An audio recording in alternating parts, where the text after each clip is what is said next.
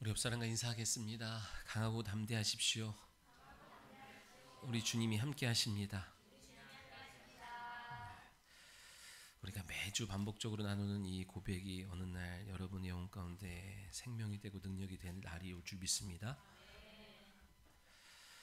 자, 오늘은 마가복음 8장 22절로 26절의 말씀을 통해서 계속되게 하라, 따라해봐요. 계속되게 하라 라는 제목으로 우리 함께 하나님 말씀 나눌 때에 주님이 원하시는 그 일들이 우리를 통하여 계속 되어지는 은혜가 있기를 소원합니다.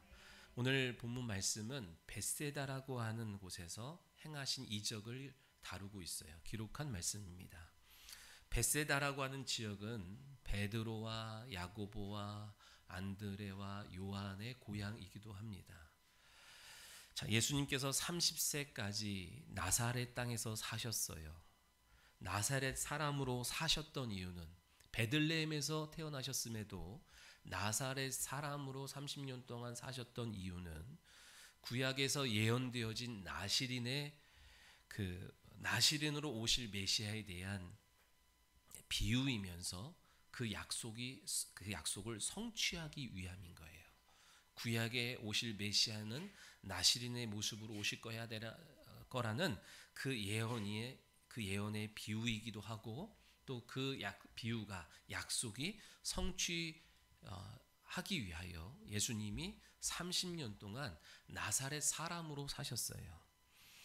그렇게 30년 동안 나사렛 사람으로 사시다가 요단강에서 세례를 받으시고 공생애, 하나님의 아들로서 공생애를 시작하시면서 이제 회당에 들어가셔서 나사렛 선언을 하십니다. 주의 성령이 내게 기름 부어 주셔서 포로된 자에게 자유를 주고 눈먼 자가 다시 보게 하고 그런 그 가난한 자에게 복음이 전파되는 주의 은혜의 해를 전파하려 함이라. 이사야서에서 말씀하는 이사야의 예언이 성취되었다라고 하는 그 고백을 안식일날 회당에서 하자. 나사렛 사람들이 뭐라 그래요? 야, 너가 너의 출생을 아는데 요셉의 아들이요 목수의 아들이요 너가 어릴 적에 그렇게 잘한 것을 봤는데 네가 무슨 메시아요 예언의 성취라고 말하냐? 핍박하기 시작합니다. 그래서 예수님이 나사렛 동네를 떠나서 어디로 가셨어요? 갈릴리 지역에서 주된 사역의 현장이 갈릴리로 옮겨집니다. 그 갈릴리 바다 호수 주변에 벳세다와 가버나움과 고라신 지역들이 있었어요. 그래서 거기서 누가 부르심을 받는 거예요? 벳세다 사람으로서 어부 생활을 했던 베드로와 그 제자들이 주님의 부르심을 받을 수 있는 기회가 생기게 됩니다. 예수님의 사역의 80%가 다 이 갈릴리 바다 주변에서 다니셨기 때문에 특히 거라사인 지방 가버나움과 고라신과 벳세다에서 주로 많은 사역을 행하셨어요. 그곳에서 이적과 표적이 그곳에서 집중적으로 많이 이루어지고 나타나게 된 것을 보게 됩니다. 그런데 예수님이 후에 책망하십니다. 벳세다야 고라시나 너희에게 행한 일들을 두로와 시돈에서 행했다면 그들은 이미 죄를 뒤집어쓰고 회개하고 돌이켰을 거다. 가버나움아 너희들이 하늘까지 높아지랴 음부까지 낮아지리라. 즉 여러분 이적과 표적의 목적이 뭐예요? 하나님 되심을 나타내는 이 일들을 보면서도 너희들은 어찌 돌이키지 아니하고 여전히 너희들의 그 사망의 길로 계속 가냐. 못 봤다 그러면 이해하는데 내가 그토록 이곳에서 하나님 되심을 하나님의 나라를 계속 보여주고 나타내 주는데 너희들은 어떻게 그것을 보면서도 계속 그 길로 걸어갈 수 있냐. 그래서 책망하시더라는 거예요. 여러분 예수님의 이적과 표적의 목적이 뭐예요? 눈먼 자가 불치병이 고쳐지고 풍랑을 잔잔케 하고 눈에 보이지 않지만 실존하는 더러운 귀신을 내쫓는 이 이적과 표적을 보여주심으로 우리에게 보여주고 나타내주고자 하시는 게 뭐예요? 하나님의 나라예요. 하나님의 나라, 그 하나님의 나라를 보여주길 원하시는 거예요. 아멘. 하나님의 나라요, 하나님이 우리 가운데 임하셨다는 사실을 보여주기를 원하시는 거예요. 하나님의 나라는 어떤 곳이에요? 질병도 고통도 그리고 더러운 귀신이 역사할 수 없는, 활동할 수 없는 상태가 하나님의 나라예요. 믿으시면 아멘. 그것을 예수님이 이 세상 가운데 그 하나님의 나라를 가지고 오셨어요. 그것은 교리나 이론이 아니라 실제요, 실상인 것을 보여주기를 원하셨어요. 믿으시면 아멘. 그 하나님의 나라를, 그 실상을 계속 우리에게 나타내 주시기를 원하시는 거예요. 그래서 주님이 교회와 성도에게 원하시는 게 뭐예요? 사도적 권능이 우리 가운데 있기를 원하시는 거예요. 사도의 표가 있기를 원하시는 거예요. 그래서 오늘 우리의 삶 가운데 계속 하나님의 나라를 재현하고 나타내는 것, 주님이 하신 그 일을 계속 하게 하는 것, 그게 주님이 교회에 요구하시는 일인 줄 믿으시기 바랍니다. 교회와 성도의 사명이 뭐예요? 하나님의 나라, 실존하는 그 나라를 나타내고 보여주는 거예요. 사람이 변하고 무너진 것이 회복되어지고 잃어버리고 뺏긴 것을 되찾고, 그죠? 막히고 닫힌 길이 열려지는 일들을 체험하는 거, 그죠? 그게 하나님의 나라가 임한 증거예요. 아멘. 하나님의 나라는 여기 있다 저기 있다 그러지 마라. 하나님 나라는 너희 안에 있는데 하나님의 나라가 우리 가운데 임하면 벌어지는 일들이, 나타나는 일들이 있다 이 얘기예요. 그 증거를 보고 하나님의 나라가 너희 가운데 임한 것을 알래요. 병이 떠나가고, 아멘. 막힌 것이 열리고, 아멘. 그러한 일들이 너희들 가운데 경험되어질 것이라고 주님은 약속하셨어요. 제가 어저께 식사 대접을 받았어요. 식사를 했어요. 맛있는 걸 먹었어요. 그리고 식사를 마치고 나서 어떤 그 성도가 저한테 그런 얘기를 하는 거예요. 목사님, 제가요 이 교회 오기 전에는 진짜 내세울 거, 나를 표현할 거, 나를 나타낼 것이 아무것도 없는, 살밖에 없는, 아무것도 없는 그런 형편이었습니다. 이렇게 고백을 해요. 집안의 경제는 풍전등화, 파산 일보 직전이었고, 자기 자신에게는 10여 년간 고질적으로 해결되지 않고 치유되지 않은 질병 가운데 고통 중에 있었고, 또 이루어놓은 곳은 하나도 없었고, 뿐만 아니라 앞길은 하나도 보이지 않는, 정말로 우울하고 절망 가운데 있었던 내 인생이었는데, 교회 와서 예배드리고 말씀 안에고 하고 말씀으로 나를 채워지는 가운데 하나님이 놀랍게도 우리 가정의 경제를 하나하나 회복시켜 주셨고, 그 위기와 어려움에서 하나님이 건지셨고, 놀랍게 그리고 해결되지 않는 내 안의 이 불치병을 하나님이 깨끗하게 고쳐주셨고, 그리고 막막했던 내 인생의 길을 하나하나 열어주셨대요. 내 한계가 있고 나의 부족함이 있는데 하나님이 그것을 여시고 도우셔서 자기를 오늘까지, 이것까지 1, 2년 전만 해도 상상할 수 없는 오늘의 내 모습을 보면 그렇다는 거예요. 그래서 하나님 앞에 너무 감사하다, 이런 고백을 하는 거예요. 제가 그래서 뭐라고 얘기했냐면, 참 복이 있다. 왜냐하면 많은 사람들이 육체의 질병을 해결받는 것으로 끝나고, 또 경제적인 문제를 해결받는 것으로 끝나고 마는데, 당신은 그것을 배후에서 도우시고 역사하신 그 하나님을 만났고, 그 하나님을 찬양하고 그 일을 이루신 분이 하나님이라고 고백할 수 있는 것이 진짜 복이다. 복 없는 사람은요, 병 낫고 끝나요. 돈 문제, 경제적인 문제, 사업 문제 해결하고 끝난다 이 얘기예요. 진짜 복 있는 사람은 창세기 14장에 아브라함이 318명의 용사를 데리고 소돔과 고모라 땅에서 벌어진 전쟁에서 끌려간 조카 롯을 구하러 갔어요. 그리고 이기고 돌아왔어요. 이기고 돌아오는 과정 속에서, 난 진짜 탁월하지, 대단하지, 민첩하지, 어떻게 이렇게 내가 잘 싸웠을까 생각하고 있다가 멜기세덱을 통하여 계시를 받아요. 천지의 주제이시여 지극히 높으신 하나님이 네 배후에서 너를 도왔다. 너의 힘이 되었고 능력이 되었고 그들의 마음을 주장했다. 아브라함이 큰 충격을 먹습니다. 그러면서 새로운 하나님에 대한 이해와 지평이 열리기 시작해요.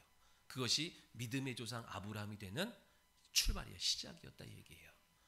내가 땀 흘려서, 내가 수고해서, 내가 열심히 해서 된 것 같지요? 그 상황 속에서 도우신 하나님이 믿어지고 기억나고 깨달아지는 게 복입니다. 복 없는 사람은 다 내가 한 거예요. 내가 밤늦도록 새벽 일찍 내가 해서 이룬 거라고 생각하고 끝나는 거예요.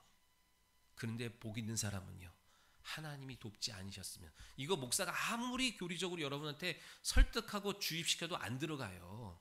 하나님이 믿어지게 하셔야지. 그 믿음을 얻은 것을 내가 보면서 참 복이 있다, 하나님이 크게 쓰시겠다, 이런 생각을 하는 거예요. 교회의 사명은 다른 거 없어요. 주님이 2000년 전에 행하셨던 그 일들을 오늘도 지금도 우리 가운데 계속 되게 하는 거예요. 그게 저와 여러분의 사명이 되어야 될 줄 믿으시기 바랍니다. 바울이 골로새서 1장에서 주의 남은 고난을, 그리스도의 남은 고난을 주의 몸된 교회를 위하여 나의 육체에 채우노라 그랬어요. 무슨 말이냐면 주님이 행하셨던 그 일들이 계속 되게 하겠다 이 얘기예요. 믿으시면 아멘. 유대인 종교 지도자들이 저 예수만 사라진다면, 죽인다면, 없어진다면 그가 하는 일들도 끝날 거라고 생각해서 죽이려고 노력했고, 그들 입장에선 죽였다고 생각했어요. 그래서 그들 앞에 그 시야에 사라졌지만 예수님이 행하신 일들이 그대로 계속 재현되더라는 거예요. 성령 받은 주의 제자들을 통하여 예수님이 행하신 일들이 그대로 계속 되어지는 것을 보게 돼요. 예수님이 살아계실 때는 예수님의 능력을 제자들에게 부어주어서 제자들이 가는 곳마다, 마을 곳곳마다 주님이 행하셨던 일들을 그들이 똑같이 재현하고 돌아올 때 기뻐했어요. 이제 주님이 하늘로 부활 승천하셔서 하늘 보좌에 앉아 계시고 교회에다가 성령을 부어주셔서, 교회는, 그죠? 지금 교회는 그 성령에 힘입어서 주님이 하신 일들을 계속 되게 하는 곳이 된 줄 믿으시기 바랍니다. 그래서 교회는요, 성령이 오늘도 교회 가운데 운행하고 계시고 성령이 우리를 인도하시고 성령이 우리를 이끌어 가신 줄 믿으시기 바랍니다. 교회와 가정이 성령의 인도를 받고 성령의 역사를 경험하려면 준비되어야 될 조건이 따르죠. 무슨 준비가 돼야 돼요? 종이 준비돼야 돼요. 종이 준비되지 아니하면 왕은 일하시지 않아요. 종이 준비되면, 우리 가정에 종이 준비되면 왕이신 성령 하나님이 우리 가정에 일하십니다. 역사하십니다. 내가 주인 삼았던 것 하나하나 내려놓을 때 비로소 성령이 우리 삶 가운데 하나하나 일하시고 역사하시는 것을 믿으시기 바라요.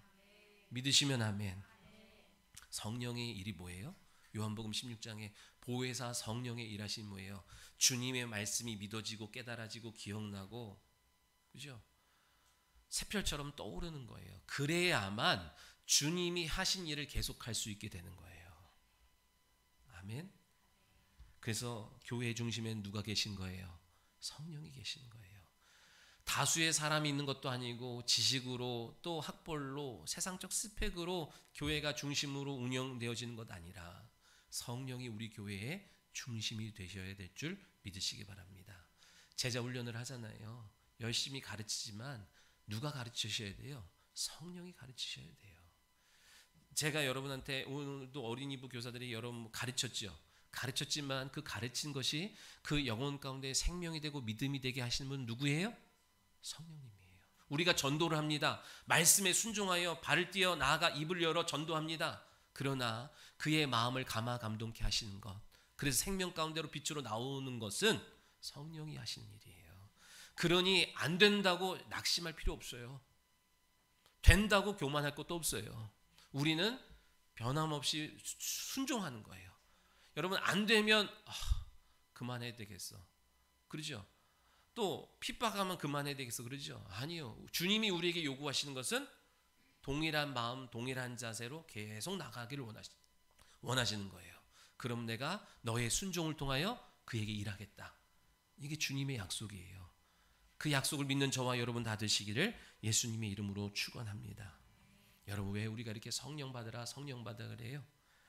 눈에 보이지 않는 영적 존재가 있기 때문에 우리가 성령의 도우심을 받지 아니하면 이 영적 전쟁에서 승리할 수 없어요. 믿으시면 아멘. 사람의 의지와 결단으로 되는 게 있어요.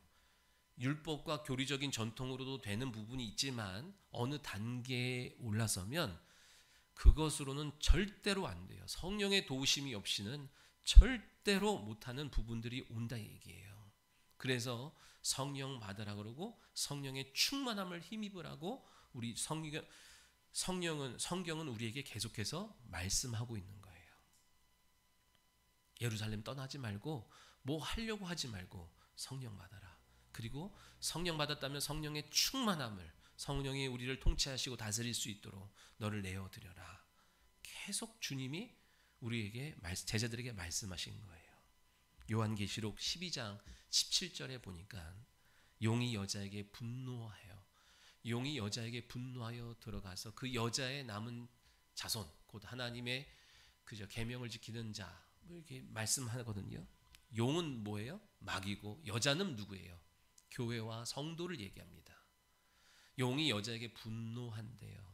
9절에는 제가 여기 9절은 안 넣었는데 9절에 보니까 옛뱀 곧 마귀라고도 하고 사단이라고도 하는 자가 온 천하를 꿰ን대요. 그가 세상으로 쫓겨나갔고 그를 따르던 사자들도 귀신들도 쫓겨나였대요. 그러니까 여러분 이 세상에 누가 역사하는 거예요? 마귀와 더러운 귀신들이 뭐 한대요? 믿는 자들을 꿰려고, 천하를 꿰려고 역사하고 있대요. 우는 사자와 같이 두루 삼킬 자를 찾고 있대요. 여러분 교회 밖에서 믿음 밖에 있는 사람들은 이미 미혹되어 있어서 그들 내버려 두고 지금 누구를 타겟으로 삼는 거예요? 교회 안에, 믿음 안에, 하나님의 자녀 안으로 들어온 사람들을 미혹하게 해서 받은 구원을 잃어버리게 하든지, 구원을 뺏지 못한다고 하면 상급을 뺏어서라도 계속 원수 마귀는, 더러운 귀신은 도전하고 있다는 사실을 기억해야 돼요. 그러니까 우리가 혈과 육으로 이거 돼요, 안 돼요? 안 돼요. 사도 바울이 그래서 에베소서를 통해서 우리에게 뭐라고 말씀해요? 너희는 영적 전신 갑주를 입어야 된다. 그렇지 않고는 이길 수 없다. 또 하나, 너희는 말씀을 전하는 나를 위하여 기도해라. 중보 기도해줘라. 여러분 사도 바울만큼 탁월한 스펙과 모든 것들을 갖춘 사람이 어디 있어요? 근데 바울이 자기를 위해서 기도해달라고 그렇게 요청을 해요. 왜요? 이게 영적인 일이기 때문에 그렇습니다. 세상의 어떤 지식과 세상의 경험과 세상의 가치, 세상의 것으로는요 마귀를 이길 수가 없어요. 믿으시기 바랍니다. 여러분 우리 옆에 있는 사람 한번 보세요. 옆에 있는 사람 보세요. 그리고 한번 웃어주세요. 옆에 있는 사람 멋있잖아요. 젠틀하잖아요. 이런 사람 어디서 봐요? 근데 그 영혼의 실상은 뜬물과 같아요. 뜬물이 뭐예요? 돼지 키워봤어요? 군대 가면은 짬밥을 처리한다고요. 그러면은 농가에서 짬밥을 가져가다가 돼지 주려고 가져가거든요. 이렇게 뭐 하다가 제가 보면 뜬물이라는 게 있어요. 돼지 주려고 돼지밥을 이렇게 담아두는 거예요. 근데 아침에 딱 가보면요 물이 떠오르고 침전물은 밑에 가라앉아 있어요. 그러면 엄청 깨끗합니다. 딱 한 잔 떠가지고 마시면 참 시원할 것만 같을 정도로 깨끗해 보여요. 근데 돼지 밥 줄 때 어떻게 하는지 아세요? 짝대기로 휘 젓습니다. 그러면 그 안에 가라앉았던 생선 뼈, 과일 껍데기, 그죠? 밥알, 온갖 잡다한 것 다 일어나요. 그거를 퍼다가 돼지 주면 꿀꿀거리면서 좋다고 먹어요. 우리의 심령이 그와 같아요. 평소에는 다 이쁘고 멋있고 젠틀한데, 그죠? 누가 우리에게 죄의 조건을 갖다 들이미는 순간 처리되지 않은 내 내면의 것들이 거세게 올라와요. 혈기와 감정과 미움과 처리되지 않은, 교정되지 않은 그 성품들이 막 올라와요. 그래서 여러분 주일에 우리가 나와서 예배를 드리는 거는 그러한 심령을 진리와 성령으로 계속 뿌리지 않으면, 폭격하지 아니하면 여름철날 그 잡초가 올라오듯이 우죽순 올라와서 뿌려지고 심겨진 그 말씀이 알고 안 되고 열매 없는 신앙으로 만들어 버리기 때문에 그런 거예요. 왜 설교가 기냐? 여러분 일주일에 한 번 나와가지고 말씀 듣는데, 그죠?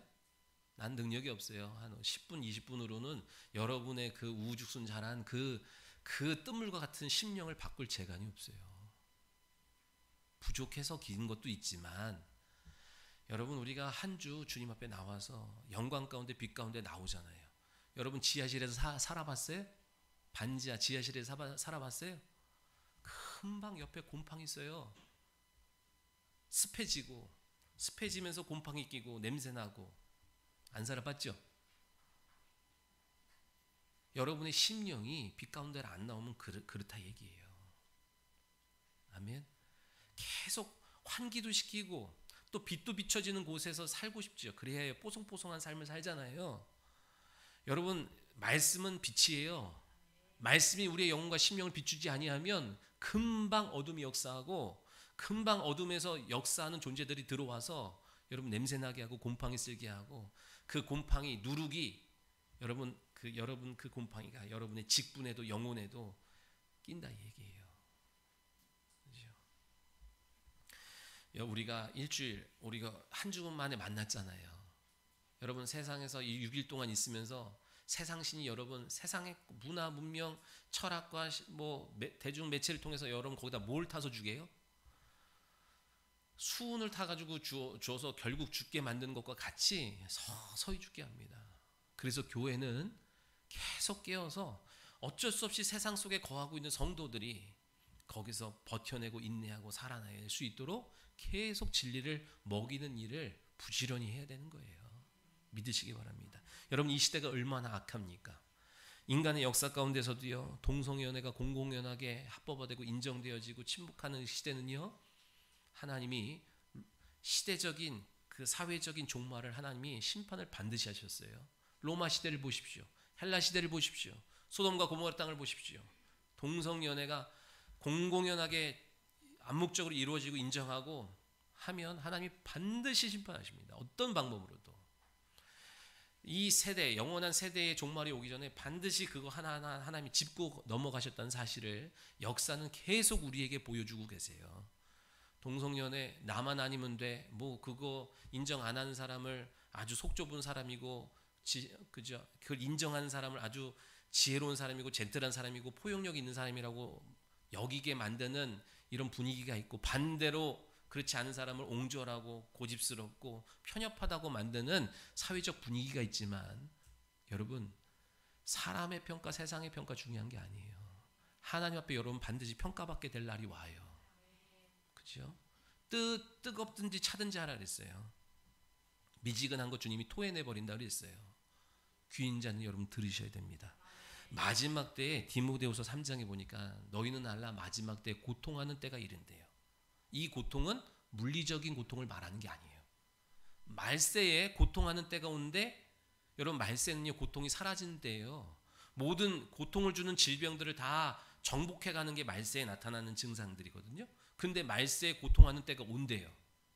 이게 뭐예요? 여러분 베드로후서 2장에 보면 말씀 띄워주면 보여요. 베드로후서 2장에 보면요 7절로 8절에 이렇게 말씀해요. 읽어볼까요? 무법한 자들의 음란한 행실로 말미암아 고통당하는 의로운 옷을 건지셨으니 이는 의인이 그들 중에 거하여 날마다 저 불법한 행실을 보고 들음으로 그 의로운 심령이 상함이라. 아멘. 소돔과 고모라 땅에 살던 의로운 심령을 가졌던 롯이 그 동네에서 행하는 음란과 불법을 보면서 그 심령이 고통당했다 얘기예요. 여러분 의로운 자 그리스도인이라고 다 의롭지도 않아요. 무늬만 그리스도인들이 있어서 그렇지. 아무튼 의로운 심령을 가진 자는요 이 죄악으로 흘러가는 하나님이 반드시 증오하는 것들을 당연하게 여기는 이 시대를 바라보면서 고통스러워할 수밖에 없어요. 여러분 이런 사회적 분위기를 보면서 마음에 감흥이 없다. 둘 중에 하나예요. 심령이 죽었든지 주무시고 계시든지. 의로운 심령을 갖고 있는 롯이 그것들을 보고 들을 때마다 고통스럽다는 거예요. 그것을 바라보면서 애통하고 그것을 바라보면서 돌아오라고 말하는 그리스도인들의 심령은 아파야 돼요. 고통스러워야 되는 거예요. 지금 주님이 누구 찾으십니까? 이러한 시대를 바라보면서 애통하는 교회와 성도를 찾으시는 거예요. 아이 뭐 나만 아니면 되지 뭐 그럴 수도 있는 거 아닌가? 천만의 말씀이에요. 속아도 완전 속고 있는 거예요. 그것 때문에 여러분의 자녀가 반드시 고통당합니다. 다음 세대가 우리의 미래가 어두운 거예요. 믿으시기 바랍니다. 나가서 여러분 우리가 피켓 한번 들지 못하는 이유도 있지만 그런 거 듣는 분들이 애국자예요. 그분들 때문에 우리 자녀가 사는 거예요. 믿으시기 바랍니다. 디모데후서 3장 6절로 7절에도 이렇게 말씀해요. 그들 중에 남의 집에 가만히 들어가서 어리석은 여자를 유인하는 자들이 있대요. 그 여자는 죄를 중히 지고 여러 가지 욕심에 끌린 바 되어 항상 배우나 끝내 진리의 지식에 이를 수 없대요. 지금 이거 마지막 때에 나타날 일들에 대해서 얘기하는 거예요. 여러분, 예수님은 우리 가운데 찾아오실 때 어떻게 찾아오세요? 예은아? 우리의 마음에 녹화하시고 오시죠. 그죠? 그래서 그 음성을 듣고 내가 마음의 문을 열어야 돼요. 그럼 주님이 내 안에 오셔서 나의 친구가 되어주시고 나와 함께 하시겠다 그랬죠? 더러운 귀신은요, 침투한다고요. 안 열면 죽어. 협박해가지고 신내림 받은 사람들 다 협박받아가지고 두려워서 연 거예요. 그죠? 근데 주님은 노크하시고 인격적으로 너가 마음문 열 때까지 기다릴게. 그래서 마음문을 열어서 그가 내게 오시고 내가 그 애 안에 들어가서 먹고 마시면 우리에게 생명이 주어지는 거예요. 그죠? 근데 여기서 가만히 그 집에 들어갔다는 것은 침투했다는 거예요. 어리석은 여자. 여기서 어리석은 여자는요, 여자는 교회를 말하기도 하지만 영을 말해요. 즉 어리석은 영혼, 진리를 소유하는 일에 게으른 영혼, 진리를 소유하지 못한 그 영혼 성도와 교회들은 뭐한대요? 배우기는 열심히 배우나 진리를 아는 데 이르지 못한다 얘기예요. 교회 안 다니는 사람이 말하는 게 아니에요. 성경 공부 안 한 사람이 말하는 거 아니에요. 예수를 믿는다 하면서도, 교회를 다닌다 하면서도 여전히 공허하고 여전히 허무함이 떠나지 않는 이유가 뭐예요? 열심히 배우는데 진리를 아는 데 이르는 지식에 이르지 못해요. 이게 여러분 대표적인 저주의 대명사 혈루병과 같은 거예요. 더러운 귀신이 우리 가운데 들어와서 뭐해요? 열심히 뭘 하지만 그것이 생명 못 되게 해요. 들은 말씀이 우리 안에 생명되지 못하고 생명이 다 빠져나가게 만들어 버린다 얘기예요. 땀을 뻘뻘 흘리면서 찬양하고 기도했는데 돌아서면 똑같은 이유가 그와 같은 거예요. 항상 배우나 진리에 이르지 못하는 오늘날의 성도들의 삶의 모습이 있어요. 경건의 모양만 있고 경건의 능력이 없는 말씀을 듣고 예배를 드리고 율법의 의와 종교심으로 드리는 이 모든 예배는 결국 뭐예요? 항상 배우나 항상 예배를 드리는데 여전히 바닷물 마신 것과 같이 목마른 거예요. 갈증인 거예요. 여러분, 생명수를 마실 수 있는 여러분 되시기를 소원합니다. 그래서 말씀과 성령으로, 진리와 진리의 영이신 성령으로 돌아가시기를 바랍니다. 진리의 말씀에는 뭐가 따라와요? 보증이 따라와요. 증거가 따라온다고요. 보혜사 성령, 그럴 때 보혜사는 뭐예요? 변호자라는 거예요. 변호한다는 거예요. 뭘 변호해요? 주님의 말씀이 진짜라는 사실을 변호하고 보증하는 일이 성령이 하시는 일이에요.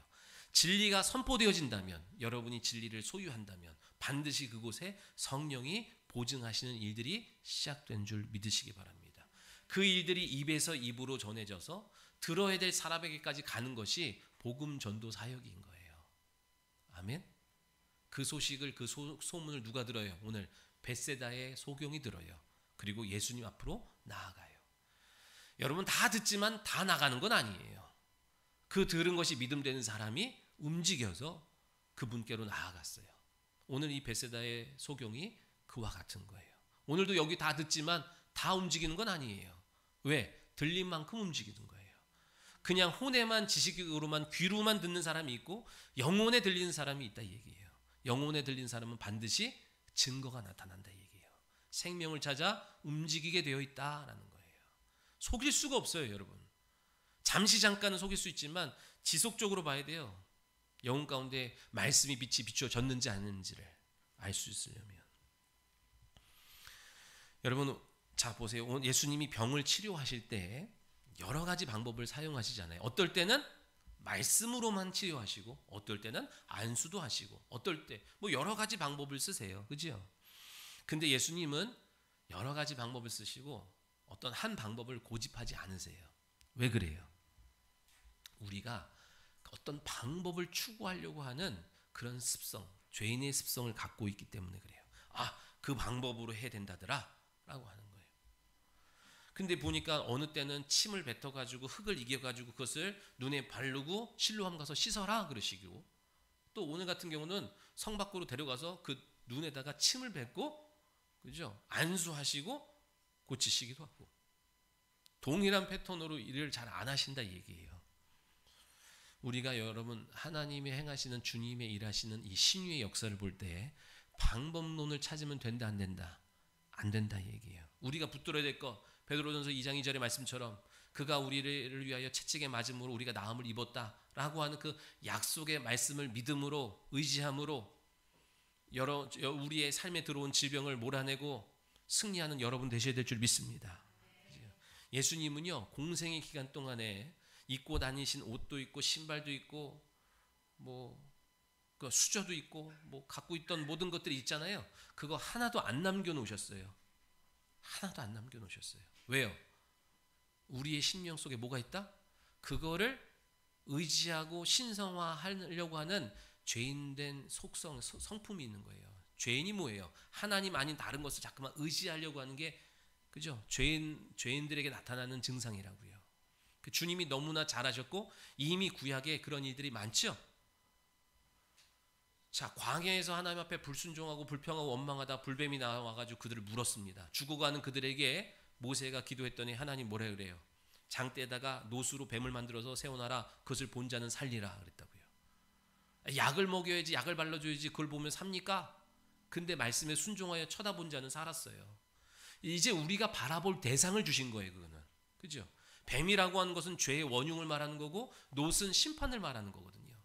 그래서 죄의 원흉이 심판받았다는 사실을, 예수 그리스도께서 그 우리의 죄를 대신하여 심판받으심으로 우리가 구원받았다는 사실을 알게 하시는 예표잖아요. 그죠? 그래서 끝났어요. 바라본 자들은 다 살았어요. 그리고 끝내야 되는데, 즉 그것은 주님 하나님의 말씀을 담아내는 도구인데 이스라엘 백성들이 그거를 잘 모시고 가가지고 그걸 느후스단이라는 거예요. 그걸 모시고 가가지고 700년 동안 그걸 섬겨요. 그 신통방통한 이 장대에 매달린 놋을 바라보면서 계속 섬긴다고요. 하나님이 가증히 여기셨어. 근데 다 내버려 두는데 누가? 히스기야 왕이 그걸 다 때려 부시죠. 골동품, 아무튼 얼마나 귀중한 건데 히스기야 왕이 그걸 가증히 여겼어요. 하나님 마음으로 그것을 미워했다고요. 그래서 하나님이 히스기야에게 복을 주시잖아요. 우리 주님은요 이 땅에 계시면서 단 하나도 자기의 것을 남겨놓으시지 않았어요. 남겨놓으신 것이 있다면 단 하나, 제자들의 신비 속에 기록되어진 말씀만 남겨놓으신 거예요. 오늘 우리가 받아야 될 것은 그 말씀인 줄 믿으시기 바랍니다. 자, 주님이 침을 뱉었다라고 하는데 여러분 그거 따라하면 돼야 하는데요? 따라하면 안 되죠. 침독 올라가지고 괜히 더 어려워져요. 근데 여기서 침을 뱉었다라고 하는 것은 무엇을 나타내냐면 저주하셨다는 거예요. 침을 뱉었다는 것은 구약 성경에 보면 저주하는 어떤 대상에 대해서 저주할 때 표현하는 방법 중에 하나예요. 신명기 25장에 형제의 의무를 다하지 않는 자에게 침을 뱉었고, 욥의 친구들이 와서 그를 저주하고 침 뱉으라고 침 뱉고, 그죠? 예수님을 바라보면서 호산나 호산나 외치던 사람들이, 군중들이 자기의 뜻대로 자기의 기대에 미치지 못하니까 성난 그 민심들이 예수님의 뺨을 때리고 침을 뱉고 조롱했다고요. 저주했다고요. 그게 침 뱉는 거는 뭐라? 저주하는 표현이다 이 얘기예요. 근데 예수님이, 자 여기서 잘 보세요. 예수님이 침을 뱉었대요. 그죠? 질병에다가 침을 뱉은 거예요. 그러니까 질병을 저주하셨다 얘기예요. 자, 하나님의 저주는 뭐예요? 다리 부러지는 게 저주예요? 사업 안 되는 게 저주예요? 사업이 안 됐어. 뭐 나 다쳤어. 하나님 날 심판하시고 날 징계하시고 나에게 저주 있나 봐. 그렇게 생각하면 돼야 안 돼요? 안 돼요. 하나님의 저주는 그렇게 오지 않아요. 하나님의 저주는 뭐예요? 안 쓰는 거예요. 하나님의 일에서 제외시키는 거예요. 하나님의 일을 하고 싶지만 하나님이 안 쓰고 그를 제외시켜 버리는 거예요. 쓰임받지 못하게 하는 게 저주라 그랬어요. 믿으시면 아멘. 그래서 아무리 주를 위해서 일해도 거기에 보증이 없고 열매가 없고 생명이 없고 그런 거예요. 나 혼자 헛고생하는 거예요. 사람들은 알아줄 수 있고 박수 쳐줄 수 있을지 모르지만 하나님은 거기에 아무 보증도 위로도 증거도 생명도 허락하지 않으셔. 그게 저주 중에 저주예요. 제일 무서운 저주예요. 쓰임받지 못하는 거. 자, 그러니까 보세요. 질병을 저주했다는 건 뭐냐면 질병이 질병의 목적대로 쓰임받지 못하게 하시는 거예요. 그 질병이, 그죠? 질병의 사역은 죽이고 빼앗고 멸망시키는 거잖아요. 결국 질병의 목적이 그렇다고요. 그러니까 질병을 침을 뱉음으로 저주했다는 것은 질병아 너의 일을 멈춰라 이 얘기예요. 너가 하는 너의 일이 더 이상 쓰임받지 못하도록 허락되지 않도록 주님이 저주해 버리셨어요. 그랬더니 질병이 더 이상 자기 일을 못하게 되는 거예요. 그때 우리는 고침받았다 여겨지는 거예요. 믿으시기 바랍니다. 그렇게 고쳤는데 이 사람이 너 뭐가 보이니? 그랬더니 흐릿흐릿한 뭐 나무인가 뭐 이런 게 보여요. 아직 안 고쳐진 거예요. 그 왜? 예수님의 능력이 부족해서가 아니에요. 이 사람의 믿음이 없어서 그런 거예요. 그래서 예수님이 다시 그에게 안수하심으로 밝히 보게 하십니다. 믿으시면 아멘. 자, 우리가 기억해야 될 것은 질병과 우리가 어떻게 싸워야 하냐는 거예요. 여러분 이제 병든 사람이 있어. 아픈 사람이 있어. 가서 평안하세요, 평안하세요 한다고 평안이 돼요? 고쳐줘야 평안이 되겠죠. 그죠?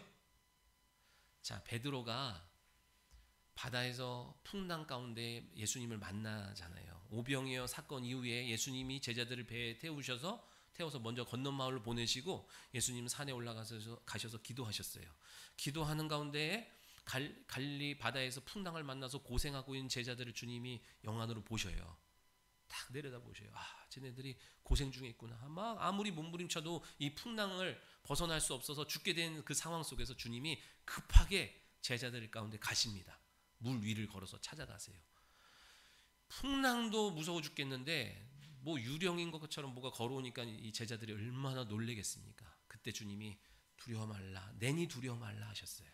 그때 베드로가 주님이시면 나를 명하여 주께로 오게 하소서 그랬다고요. 베드로가 그렇게 말한 거는 물 위를 걷고 싶어서 그런 거예요? 주님 곁에 있고 싶어서 그런 거예요? 주님 곁에 있고 싶어서 그런 거죠.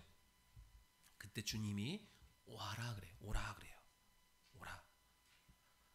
여러분 베드로가 남들보다 용기가 있어서 배에서 내려서 물 위를 걸었겠어요? 아니요. 평안이 있었기 때문에 그래요.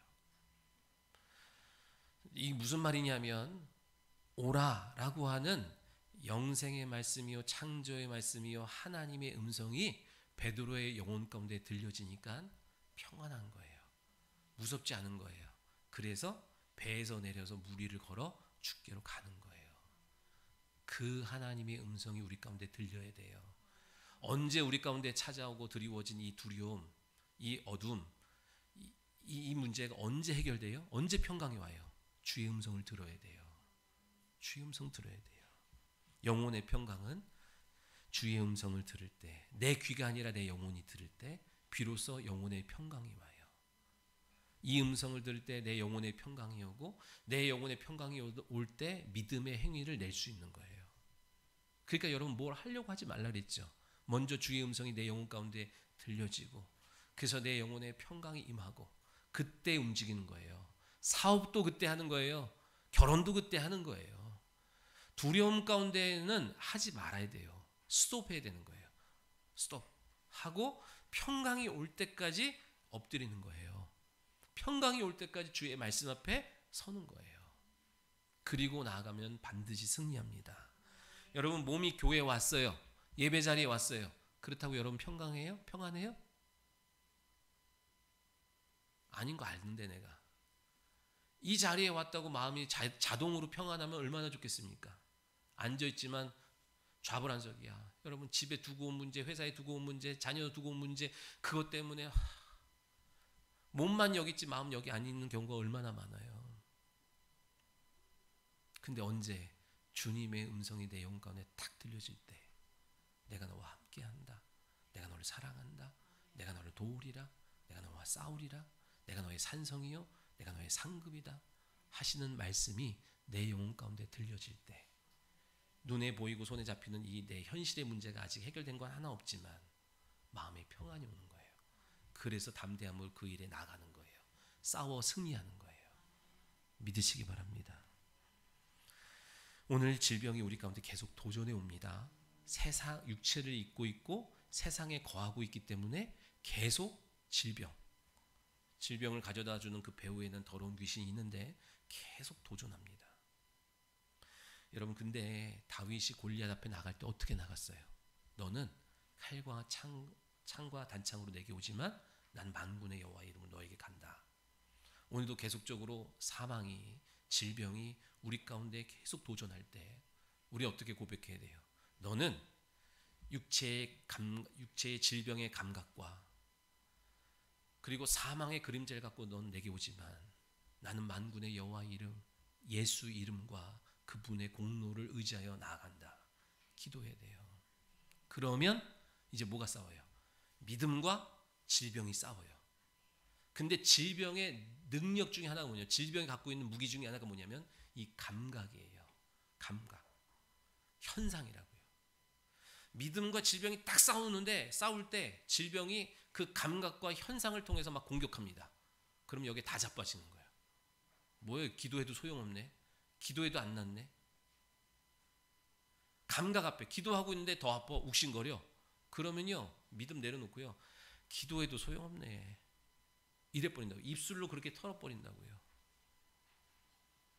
여러분, 병이 나아도 증상은 아직 남아있을 수 있어요. 다시 도지는 이유가 뭐예요? 도지는 이유가 오늘 그 감각과 현상 앞에 믿음이 흔들려가지고 또 하나님 온전히 의지하지 못하고 불신하고 염려해서 또 재발하고 역사하는 거예요. 그러니까 원수마귀는요, 더러운 귀신은, 질병은 그렇게 역사합니다.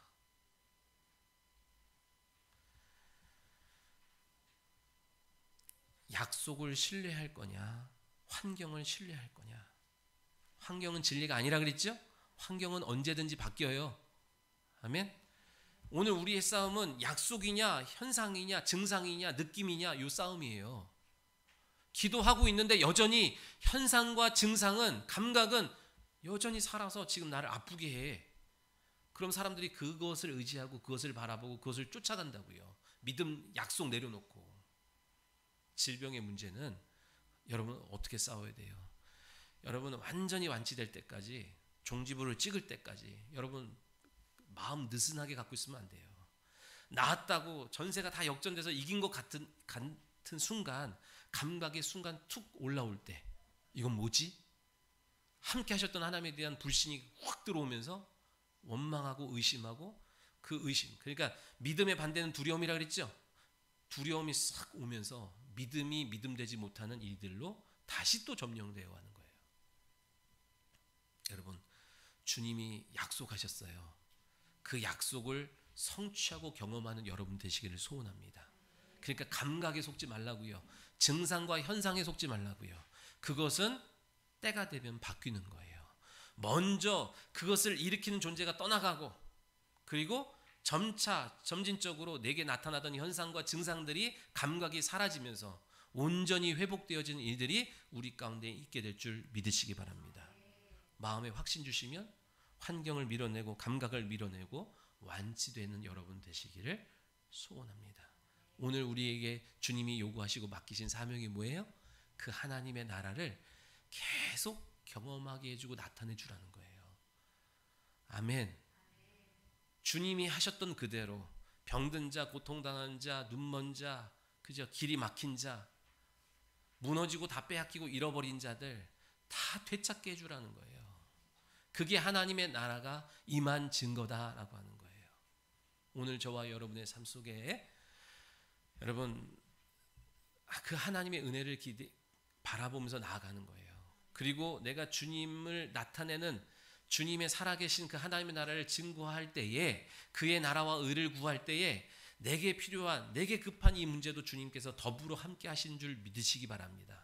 내가 완벽하게 다 해결 다 된 다음에 내가 뭐를 이제 순종하여 증인의 삶을 살겠다? 아니요. 계속 도전을 받아요. 그래서 목사도 목회 일을 하면서도 또 도전받아서 넘어지는 부분들이 있는 것처럼 우리는 점진적으로 주님을 닮아가는 거지, 완벽한 상태에서 무엇을 순종하고 일하는 게 아니다 얘기예요. 일을 할 때에, 주의 말씀에 순종하여 달려갈 때에 비로소 우리가 온전해져 가는 줄 믿으시기 바랍니다. 온전하다는 것은 의지하는 거예요. 그분을 신뢰하는 거예요. 그분께 소망을 두는 거예요. 그게 온전해지는 거예요. 믿으시면 아멘. 오늘도 저와 여러분의 삶을 통하여, 사역을 통하여 하나님의 나라가 계속 임하여 많은 사람들이 눌린 자가 자유케 되고, 포로된 자가 자유케 되어지고, 다시 보게 되어지고, 가난한 자에게 복음이 전파되고, 질병에서 노임받는 일들이 계속 되는 그런 은혜가 이번 한 주에도 계속 나타나기를 소원합니다. 기도하겠습니다. 살아계신 하나님 감사합니다. 오늘도 예배하는 사랑하는 성도들의 심령 속에 주의 음성 듣게 하여 주시어서 주의 음성 들은 자 평안하고, 평안한 자 삶에 나가 문제 승리하고 회복시키게 될 줄 믿습니다. 주님이 행하셨던 그 모든 일들이 우리 가운데 다시 다 재현되어지기를 원하오니 주님, 우리에게 사도적 권능을 더하여 주시고 진리를 소유할 때마다 능력이 나타날 줄 믿사오니 주의 행하신 모든 일들이 우리를 통하여 다 재현되어지게 하여 주옵소서. 감사드리며 예수님의 이름으로 기도하옵나이다. 아멘. 자, 우리 다 함께 일어나셔서 예배하는